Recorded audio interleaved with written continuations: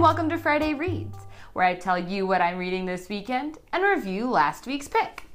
This week, my Friday Reads is The Mothers by Brit Bennett, and y'all, it's amazing. I have been seeing this book cover on Instagram, and I've heard people on the podcast I listen to talk about it for months, and it finally came out. And as you see by this lovely sticker thingy, it's not a sticker, it's part of the cover, but it was a Book of the Month choice. So this is my October Book of the Month. I'm halfway through it. I just absolutely adore it.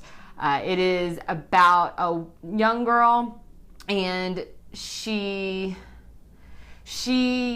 has a love affair type dealio with the pastor's son, and in high school, and she gets pregnant, and this story follows them and the secrets that they hold and how they deal with the situations that come up and how it affects them as they grow from high school. I think it goes all the way through adulthood.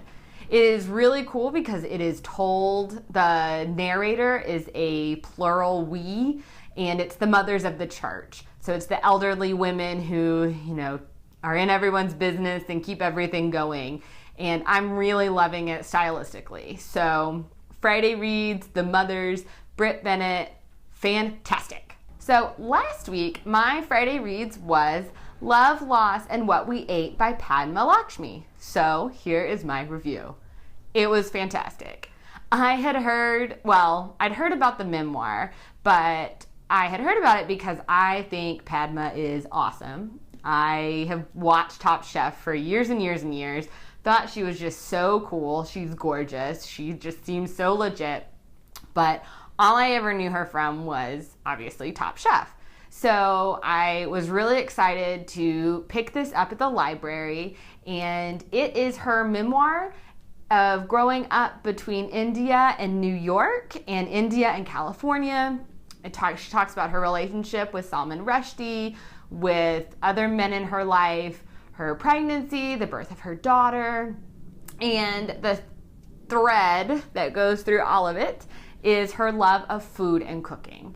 And I was just so enchanted by this book. It was devastating at times, but it was also really joyful, and every time she described food, I just wanted to eat whatever it was she was talking about. I mean, she does a phenomenal job of describing food in a way that makes you want to eat it and not in a way that's tacky, which is, I think, really hard to do when you're writing. And it was just marvelous.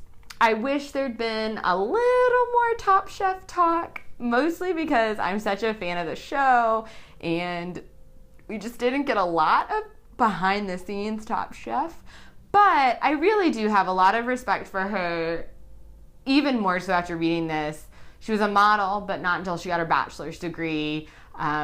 She tried a whole bunch of different cooking shows before she ended up on Top Chef.